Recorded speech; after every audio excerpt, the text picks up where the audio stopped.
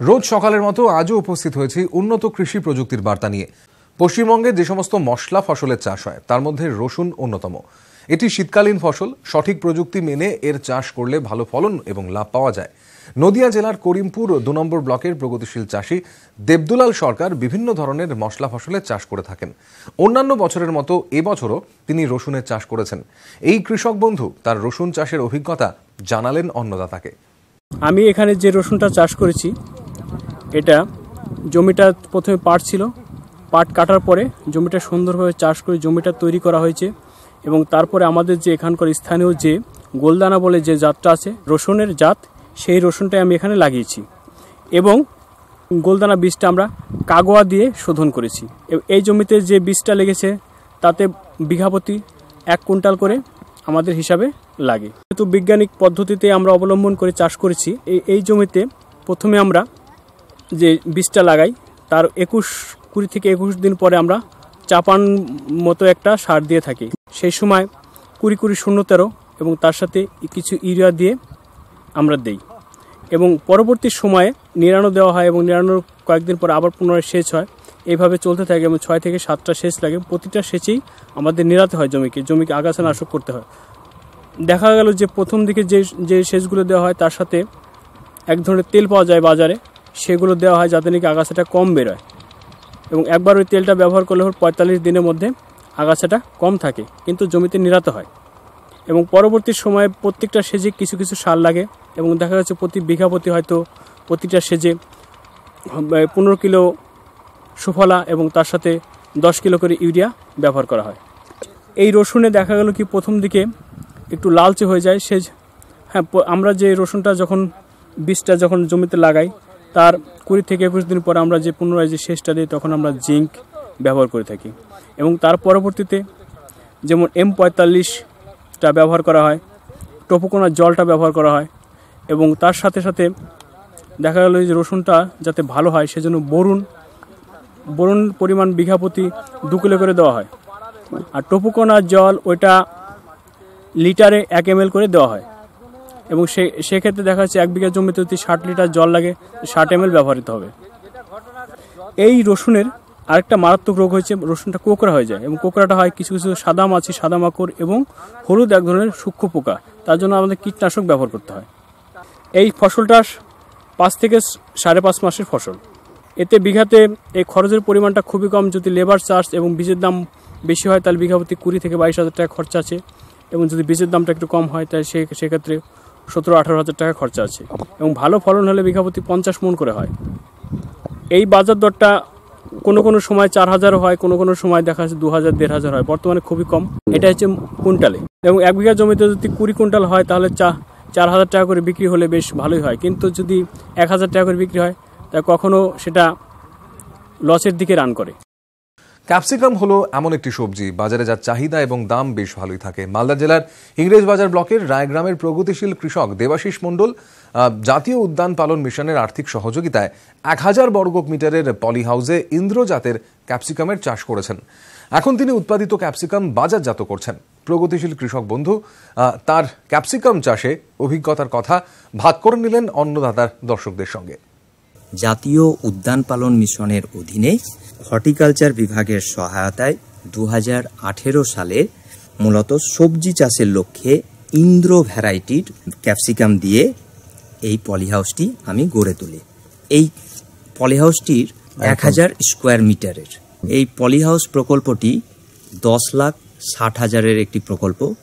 এর মধ্যে হর্টিকালচার বিভাগ 5,30,000 টাকা সাবসিডি দিয়েছেন 50%। পলিহাউস তৈরি হয়ে যাওয়ার পর প্রথমে ভালো করে ট্রাক্টর দিয়ে চাষ দেওয়ার পর 1 কুইন্টাল হাড় গুঁড়ো, 50 কেজি নিমখোল, 25 কেজি সিংকুচি, 1 টন ভার্মি কম্পোস্ট মিশিয়ে নিয়ে আবার একটি সুন্দর করে চাষ দিয়ে দিই। 2-1 দিন ফেলে রাখার পর 2.5 ফিটের একটি বেড তৈরি করতে হয় এবং একটি বেড থেকে বেডের দূরত্ব হবে 1 ফিট এবং সারি থেকে সারির দূরত্ব হবে 1 ফিট এবং গাছ থেকে গাছের দূরত্ব হবে 2 ফিট এবং প্রতি বেডে 2 সারি গাছ থাকবে।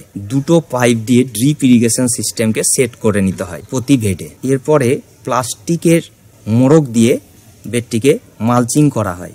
এই মালচিং করার সুবিধে হলো যে এতে আগাছা জন্মায় না এবং গাছের স্বাস্থ্য খুব ভালো থাকে এবং জলও সংরক্ষণ করা যায়। মালচিং ইরিগেশন হয়ে যাওয়ার পরে আমি চারা কুচবিহারের নার্সারি থেকে চারা কিনে নিয়ে এসেছি। 2800 চারা আমি কিনে নিয়ে এসেছি। সারির থেকে সারির দূরত্ব হচ্ছে 1 ফিট এবং গাছ থেকে গাছের দূরত্ব হচ্ছে 2 ফিট। চারা রোপণের পরে আমি 7 দিন অন্তর অন্তর প্রথম অবস্থায় 1 মাস পর্যন্ত জল দিই এবং আমি যেহেতু এখানে কোনো কেমিক্যাল ইউজ করছি না, পুরোটাই জৈব পদ্ধতিতে করছি, যার ফলে আমি 15 দিন অন্তর অন্তর একবার করে নিম তেল 10,000 ppm এর দিলেই হয়ে যায়। রোগ পোকাও লাগে না সেরকমভাবে এবং গাছগুলো খুব সুস্থ থাকে। কখনো কখনো সাদামাছির উপদ্রব হতে পারে বলে 4টে ফেরোমেন ট্যাপ ব্যবহার করি। 1.5 মাস পর থেকেই গাছে ফুল আসতে আরম্ভ করে এবং 2.5 মাসেই ফল তোলার মতো হয়ে যায়। ফল আসার পর গাছ যাতে ভেঙে না যায় তার জন্যে লাইলনের দড়ি দিয়ে সুন্দর করে গাছগুলোকে বেঁধে দিতে হয়। 2.5 মাস থেকে আমি 2-1 বার করে এখন পর্যন্ত 4 বার আমি ক্যাপসিকাম ভেঙেছি এবং বাজারজাতও করেছি প্যাক করে। 4 বারে 5.5 কুইন্টাল আমি পেয়েছি। গড়ে আমি 50 টাকা কেজি দরে বিক্রি করেছি এবং প্রতিটা গাছ থেকে আশা করছি যে কম করে 3 কেজি থেকে 3.5 কেজি পর্যন্ত ফল হবে এবং আমি ধরেই নিলাম যে 3 কেজি ফল হলে 50 টাকা করে যদি হয় তাহলে 150 টাকা হবে এবং এখানে মূলত 2800 চারা টোটাল রয়েছে গোটা এরিয়াটায়। আপনার 4,20,000 টাকা দাঁড়ায় 1 বছরে। খুব যত্ন করে চয়ন করি ক্যাপসিকামকে এবং এটাকে সুন্দর করে শুকনো কাপড় দিয়ে মুছে নিয়ে এটাকে প্যাকেজিং করে সুন্দর করে প্যাক করে বাজারে আমরা পৌঁছে দিই। বাজারের কোনো সমস্যা সেরকম নেই, সুন্দর মার্কেটে ইজিলি খুব বিক্রি হয়ে যায় এবং এর চাহিদা যথেষ্টই গুরুত্বপূর্ণ। এই 1 বছরের অভিজ্ঞতায় আমার মনে হয়েছে তাতে ক্যাপসিকাম খুবই লাভজনক একটি চাষ। জেলা উদ্যান পালন বিভাগের উপ অধিকর্তা কৃষ্ণেন্দু নন্দন জানালেন পলি হাউসে ক্যাপসিকাম চাষের নানান সুবিধার কথা। আমরা যেটা বারবার কৃষকদের বলি যে খোলা মাঠে চাষ আর তার থেকে একটু সরে গিয়ে একটু উন্নত পদ্ধতিতে যদি আমরা পলি হাউসের মধ্যে, তো এই হাইটেক পলি হাউস বা পলি হাউসের ভেতরে চাষ করলে গুণগত মান ফসলের অনেকটাই ভালো হয়। সাইজ যেটা বলুন বা তার কোয়ালিটি যেটা বলুন অনেকটাই ইমপ্রুভ করে এবং অনেকটাই ভালো হয়। এটা দেখুন একটা প্রোটেক্টেড কাল্টিভেশনের মধ্যে হচ্ছে। বায়োটিক অ্যাবায়োটিক যে স্ট্রেসগুলো আছে সেগুলোকে আমরা অ্যাভয়েড করতে পারছি। তার মধ্যে বায়োটিক স্ট্রেসের মধ্যে কী কী হয়, যেমন ধরুন পোকামাকড় আসে, রোগ লাগে, এগুলোকে কম হয়। আবার অন্যদিকে ন্যাচারাল ক্যালামিটিস যেগুলো হয়, বেশি বৃষ্টিপাত হওয়া বা একটু উইন্ড ভেলোসিটি যদি বেশি হয় বা ধরুন যদি হেলস্টর্ম হয়, সেগুলো থেকে আমার ফসলটাকে রক্ষা করতে পারছি। শুধু তাই নয়, এর মধ্যে আমরা অফ সিজন কাল্টিভেশনটা করতে পারছি, যেটা আমাদের মূল লক্ষ্য। শীতকালে গরমের ফসল, পলি হাউসের ভেতরটা যেহেতু স্বাভাবিক অনেকটা গরম থাকে, শীতকালে আমরা গরমের ফসল করতে পারি, মানে অফ সিজনেই কিন্তু সেটা দামি ফসল হয়ে যায়। আবার বর্ষাকালে এর নিচে আমরা ধনে পাতা করতে পারি, পালং শাক করতে পারি, তখন অনেক দাম থাকে বাজারে। আবার ধরুন সিজনটাকেও এখন যদি খোলা মাঠে যারা ক্যাপসিকাম চাষ করছেন তারা অলরেডি গরম পড়ে গেছে, এখন ক্যাপসিকাম করতে পারবেন না, ছোটো হয়ে যাবে, একটা বিকৃত শেপ নিয়ে নেবে, এখন সেটা ভালো হবে না ক্যাপসিকামটা। কিন্তু দেখা যাচ্ছে এই পলি হাউসের ভেতরে আমরা প্রায় আরও 1-1.5 মাস, 1.5 থেকে 2 মাস অবধি আমরা ফসলটাকে বাড়তি করতে পারি, মানে এক্সটেনশন অফ সিজন। এটাও কিন্তু আমাদের সম্ভব হচ্ছে পলি হাউসের। ফলনের ক্ষেত্রে যেটা বলতে পারি, খোলা মাঠে যে ফলনটা হয় তার চেয়ে অনেক বেশি কিন্তু পলি হাউসের ভেতরে হয়। ক্যাপসিকাম বাজারে উনি প্রথম অবস্থায় খুব ভালো দাম পেয়েছেন, ওনার কাছ থেকে আমি শুনেছি প্রায় 100 টাকা কেজি ক্যাপসিকাম পেয়েছেন। শীতকালে এটা ভাবাই যায় না। আবার নর্মাল যেটা ধরুন এখন বাজারে হয়তো 40 টাকা কেজি বিক্রি হলে পাইকারি বাজারে উনি 50 টাকা কেজি বিক্রি করছেন। এটা একটা খুবই ভালো প্রকল্প আমাদের দপ্তরের আওতায়। এবং শুধু তাই নয়, যদি ব্যাম্বু স্ট্রাকচারে কেউ পলি হাউস করেন তাহলে 200 স্কোয়ার মিটার মানে 3 কাঠা জমিতে যদি এই ধরনের স্ট্রাকচার ব্যাম্বু স্ট্রাকচারে করেন তাহলে প্রায় 90,000 টাকা যদি খরচ হয়, আমরা 45,000 টাকা অবধি সাবসিডি দেবো। এগুলো করার উদ্দেশ্য একটাই যে অল্প জমিতে অধিক মুনাফা পাওয়ার জন্য আমাদের কিছু কিছু প্রযুক্তিগত পরিবর্তন ঘটিয়ে এগুলো তৈরি হয়েছে। ফলে এতে সেচ ব্যবস্থাটা অত্যন্ত আধুনিক এবং সেচ ব্যবস্থা আধুনিক হওয়ার জন্য দেখা যাচ্ছে ওনাকে কোনো রকম কীটনাশক তো প্রয়োগ করতেই হয়নি, যে খাবারটাও দিয়েছেন সেটা ইরিগেশন এফিসিয়েন্সি এবং ফার্টিলাইজার ইউজ এফিসিয়েন্সি, আমরা যেটা বুঝি খাবারটা যেটা দিয়েছেন জৈব পদ্ধতিতে, খুব বেশি রাসায়নিক সার ওনাকে দিতেও হয়নি, কিন্তু গাছের সবটা কাজে লেগেছে।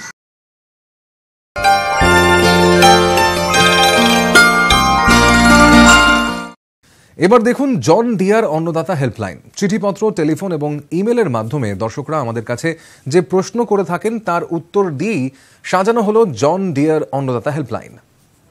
বর্ধমান জেলার রায়না 2 নম্বর ব্লক থেকে অন্নদাতা দপ্তরে ফোন করেছেন সুদীপ প্রামাণিক। এখন তার বাগানের লেবু গাছের পাতায় দয় পোকার আক্রমণ দেখা দিয়েছে। এটি এক ধরনের শোষক পোকা। এর দেহ নরম গোলাপি রঙের, সাদা রোম দিয়ে ঢাকা থাকে। এরা কলোনি করে গাছের বিভিন্ন অংশে আক্রমণ করে। সাধারণভাবে গরমকালে এদের আক্রমণ বেশি দেখা যায়। এরা পাতার নিচের দিকে দলবদ্ধভাবে থাকে এবং পাতার রস শুষে খায়। এর ফলে পাতা বিবর্ণ হয়ে যায়। গাছ তখন স্বাভাবিকভাবেই খাদ্য তৈরি করতে পারে না। এছাড়া কাণ্ডের ডগার দিকে বা কাণ্ডের যে কোনো অংশে এবং ফলেও এই পোকার আক্রমণ দেখা দিতে পারে। এই কীটশত্রু নিয়ন্ত্রণে একেবারে শুরুর দিকে যখন 2-1টি পাতায় উপদ্রব দেখা যায়, তখন সেই আক্রান্ত পাতাগুলো ছিঁড়ে বা পোকাগুলোকে পাতা থেকে হাত দিয়ে তুলে এর সংখ্যা কমানো যেতে পারে। বাগান সর্বদা পরিষ্কার পরিচ্ছন্ন রাখতে হবে। ঘরোয়া বাগান বা কিচেন গার্ডেনে কোনো রাসায়নিক বিষ ব্যবহার না করাই ভালো। সেক্ষেত্রে 10,000 ppm এর নিমজাত কীটনাশক 2 থেকে 3 মিলিলিটার প্রতি লিটার জলে গুলে স্প্রে করতে হবে। আর বাণিজ্যিক চাষের ক্ষেত্রে তীব্র আক্রমণ দেখা দিলে রাসায়নিক কৃষি বিষ ব্যবহার করতে হবে। এক্ষেত্রে ক্লোরোপাইরিফস 2.5 মিলিলিটার বা ডাইক্লোরোভস 1 মিলিলিটার প্রতি লিটার জলে গুলে স্টিকার মিশিয়ে স্প্রে করতে হবে। রাসায়নিক কীটনাশক প্রয়োগ করার অন্ততপক্ষে 2 সপ্তাহ পরে সেই গাছের ফল তোলা উচিত। গবাদি পশুপালনকে লাভজনক করে তুলতে হলে প্রাণীর স্বাস্থ্যের দিকে একজন প্রাণীপালকের অবশ্যই নজর দেওয়া উচিত। এই সমস্ত রোগের মধ্যে গরু কিংবা ছাগলের পেট ফোলা একটি মারাত্মক রোগ। খুব তাড়াতাড়ি চিকিৎসা শুরু না হলে প্রাণীটির মৃত্যু পর্যন্ত হতে পারে। এই রোগের কারণ এবং এই রোগের প্রতিকার সম্পর্কে বিস্তারিতভাবে জানালেন মালদা জেলার হবিবপুর ব্লকের বিএলডিও ডাক্তার তুষারকান্তি বণিক। গবাদি প্রাণীর আকস্মিক মৃত্যুর অন্যতম একটি কারণ হলো ব্লোড বা পেট ফোলা। ব্লোড বা পেট ফোলা আসলে হলো কি, যে গরুর পেটে হঠাৎ করে অনেক বায়ু জমে যায় এবং তার জন্য গরুর পেট ফুলে যায়। গরু বা মহিষ জাতীয় যে প্রাণীগুলো রয়েছে এদের যে হজম প্রক্রিয়াটা একটু ভিন্ন ধরনের। এদের পাকস্থলীর 4টি প্রকোষ্ঠ রয়েছে। সেই প্রথম প্রকোষ্ঠে লক্ষ লক্ষ জীবাণু থাকে। ওরা যে ঘাস জাতীয় বা তৃণজাতীয় যে খাবারগুলো খায় সে খাবারগুলো হজম করাতে এরা কিন্তু সাহায্য করে। তার মানে এদের যে হজমটা মূলত জীবাণু নির্ভর। গরুর পেটে যেহেতু প্রচুর পরিমাণে জীবাণু থাকে, ওই জীবাণুরা যখন খাবারগুলোর উপরে ক্রিয়া করে তখন এরা প্রচুর পরিমাণে বিভিন্ন ধরনের গ্যাস তৈরি করে। সেই গ্যাসগুলো স্বাভাবিক প্রক্রিয়ায় আবার গরুর পেট থেকে বেরিয়ে যায়। সে যখন জাবর কাটে, ওই জাবর কাটার ফাঁকে ফাঁকে কিন্তু ওর পেট থেকে সেই গ্যাসগুলো কিন্তু বেরিয়ে যায়, মুখ দিয়েই সেই গ্যাসগুলো বেরিয়ে যায়। এটাই হলো স্বাভাবিক পদ্ধতি। কিন্তু যদি এরকম হয় যে গরুর পেটে প্রচুর পরিমাণে ফেনা হয়ে গেল, দ্রবণীয় প্রোটিন যদি বেশি থাকে খাবারে, তাহলে সেটা কিন্তু পেটের মধ্যে প্রচুর ফেনা তৈরি করতে পারে। এছাড়া বিভিন্ন ধরনের যে শিম জাতীয় যে ঘাসগুলো আছে, বার্ডসিম হতে পারে, লুসার্ন হতে পারে, শিমের গাছ, শিমের পাতা, এগুলো খেয়ে নেওয়ার পরে গরু যদি জল খেয়ে নেয় তাহলেও কিন্তু গরুর পেটে প্রচুর ফেনা তৈরি হয় এবং গরুর পেটে যে গ্যাসগুলো তৈরি হয় সেই গ্যাসগুলো কিন্তু ফেনার মধ্যে আটকা পড়ে। আটকা পড়ার জন্য কিন্তু স্বাভাবিক গ্যাসের উদ্গীরণ সম্ভব হয় না, ফলে গ্যাস কিন্তু পেটের মধ্যে জমা হতেই থাকে। পেটের মধ্যে যখন গ্যাস জমা হতে থাকে পেটের উপরে প্রচুর পরিমাণে চাপ পড়ে, পেটটা ফুলে পিঠের সমান হয়ে যায়, গরুর শ্বাসকষ্ট হতে শুরু করে এবং একটা সময় দেখা যায় পেটের মধ্যে আর জায়গা নেই। পেটের মধ্যে গ্যাসের চাপ যখন সর্বোচ্চ হয়ে যায় তখন গরুর দেখা যায় তার হৃৎপিণ্ডের উপরে, তার ফুসফুসের উপরে প্রচুর চাপ পড়ে, তখন কিন্তু গরু মরে যায়। এছাড়া আমরা দেখেছি যে প্রচুর পরিমাণে যদি শর্করা জাতীয় খাবার বা শ্বেতসার জাতীয় খাবারগুলো যদি গরু বেশি পরিমাণে খেয়ে নেয় তাহলে দেখা যায় কি তার পেটের মধ্যে প্রচুর পরিমাণে ল্যাকটিক অ্যাসিড প্রোডাকশন হয়, অ্যাসিডোসিস হয়ে যায় গরুর। সেক্ষেত্রেও ব্লোট হতে পারে। ব্লোটটা আবার দু রকমের হয়। কিছু কিছু ব্লোটের ক্ষেত্রে দেখা যায় গ্যাসটা বুদবুদের মধ্যে আটকা পড়ে থাকে, কিছু কিছু থাকে যে গ্যাস মুক্তভাবেই পেটের মধ্যে প্রচুর পরিমাণে থেকে যায়। এই ধরনের সমস্যা যদি সম্মুখীন হয় কখনো চাষি, সেক্ষেত্রে যে বিভিন্ন ধরনের তেলগুলো বাড়িতে থাকে, বিশেষ করে যেমন সর্ষের তেল 100 থেকে 200 ml যদি গরুকে যদি আমরা খাইয়ে দিই তাহলে দেখা যায় কি খুব ভালো হয়। যদি শর্করা জাতীয় খাবার গরু যদি বেশি খেয়ে নেয় সেক্ষেত্রে একটা জিনিস করণীয়, সেটা হলো হাতের কাছে খাবার সোডা বা যেটাকে সোডিয়াম বাইকার্বনেট বলা হয়, সেই সোডিয়াম বাইকার্বনেট যদি আমরা 50 থেকে 100 গ্রাম পরিমাণে জলে গুলে গরুকে যদি খেতে দিই, তাহলে কিন্তু সেই অ্যাসিডোসিসের হাত থেকেও রক্ষা পাওয়া যায়, পেট ফাঁপার সমস্যার হাত থেকেও রক্ষা পাওয়া যেতে পারে। এর পাশাপাশি যত দ্রুত সম্ভব প্রাণী চিকিৎসকের পরামর্শ মতো তার কিন্তু চিকিৎসার বন্দোবস্ত আমাদের করা দরকার। কিছু কিছু ক্ষেত্রে ব্লোট এতটাই মারাত্মক হয় যে তখন আর চিকিৎসা করার সময় থাকে না। যখন গরুর প্রচণ্ডভাবে পেট ফুলে যায়, গরু তখন ছটফট করতে থাকে, শ্বাস প্রশ্বাস বন্ধ হয়ে যেতে থাকে, সে হাঁ করে মুখ খুলে শ্বাস নিতে থাকে, গরু পড়ে যায়, পড়ে গিয়ে গরু মরে যায়। সেই সমস্ত ক্ষেত্রে একটা প্রয়োজনীয় পরামর্শ হলো, এরকম যদি প্রচণ্ডভাবে পেট ফুলে যায় তাহলে গরুর বাম দিকের যে পেটটা, যেটুকু দেখে আমরা বুঝতে পারি, বাম দিকের পেটে যে অংশটা দেখে আমরা বুঝতে পারি যে গরুর পেট ভরেছে কিনা, সেই অংশটাতে যদি আমরা ধারালো কোনো ছুরি দিয়ে 4 থেকে 6 ইঞ্চি গভীর করে 2 থেকে 3 ইঞ্চি লম্বা যদি আমরা কেটে দিতে পারি, তাহলে কিন্তু পেটের গ্যাসটা তৎক্ষণাৎ বেরিয়ে যায়, বেরিয়ে গিয়ে গরুটা কিন্তু প্রাণ রক্ষা হয়। পরবর্তীকালে প্রাণী চিকিৎসকের পরামর্শ মতো আমরা কিন্তু তার চিকিৎসার বন্দোবস্ত করে তাকে কিন্তু সুস্থ করে তুলতে পারি।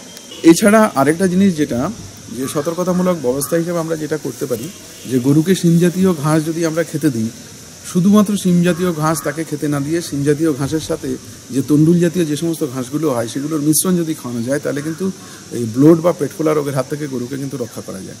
আর বর্ষাকালে যখন আমরা গরুকে মাঠে চড়াবো, বৃষ্টি হয়ে যাওয়ার পরে ঘাসগুলো যখন শুকিয়ে যাবে, তখনই কিন্তু আমরা গরুকে ঘাসগুলো খেতে দিলে ভালো হয়।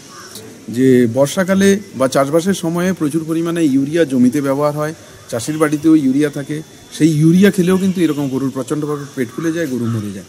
আর ইউরিয়া সারটা গোয়াল ঘরে গরুর নাগালের মধ্যে না রেখে গরুর নাগালের বাইরে অনেক দূরে যেন রাখা যায়, যাতে গরু ইউরিয়া সার খেতে না পারে। এছাড়া আমাদের যে অনেক সময় যে বেঁচে যাওয়া খাবারগুলো থাকে বিভিন্ন ধরনের অনুষ্ঠান বাড়িতে, যেমন ভাত, ডাল, চিনির শিরা, মিষ্টির শিরা, চিড়া ভাঙা, এই সমস্ত জিনিসগুলো আমরা যদি বেঁচে যায় বেশি পরিমাণে, সেগুলো আমরা অনেক সময় গরুকে খাইয়ে দিই। এরকমটা না করাই ভালো, কারণ গরু এমন একটা প্রাণী, প্রত্যেকদিন যে পরিমাণ খাবার খায় সেই পরিমাণ খাবার সে হজম করতে অভ্যস্ত, তার পেটের জীবাণুরা। হঠাৎ করে যদি আমরা অনেক পরিমাণ যদি বাড়িয়ে দিই, তাহলে কিন্তু তার শারীরিক গোলযোগ সৃষ্টি হয়, তার কিন্তু এই ধরনের পেট ফাঁপার সমস্যাও তৈরি হতে পারে। এবং এই পেট ফাঁপা যদি হয়, গরু তো মরে যেতেই পারে, যদিও বা গরু ভালো হয়ে যায়, তার কিন্তু উৎপাদন ব্যাহত হয়, চিকিৎসা করাতে গিয়ে চাষি আর্থিকভাবে ক্ষতিগ্রস্ত হন। এই কথাগুলো মাথায় রেখে আমরা যদি গরুর খাবার দাবারের দিকটা আমরা যদি খেয়াল করি, কারণ এই পেট ফোলাটা মূলত খাবার দাবার থেকেই এই সমস্যাটা মূলত সৃষ্টি হয়, তাহলে এই সমস্যার হাত থেকে আমরা কিছুটা রেহাই পেতে পারব। এই অনুষ্ঠানটি আপনাদের কেমন লাগছে, আপনারা আর কি দেখতে চান জন ডিয়ার অন্নদাতা অনুষ্ঠানে জানিয়ে চিঠি লিখুন। আমাদের ঠিকানা Annadata, news 18 Bangla, Godrej water side, tower 1, Salt Lake sector 5, Kolkata 91। অনুষ্ঠানটি আজকের মতো এখানেই শেষ করছি। আবার দেখা হবে কাল সকালে। নমস্কার।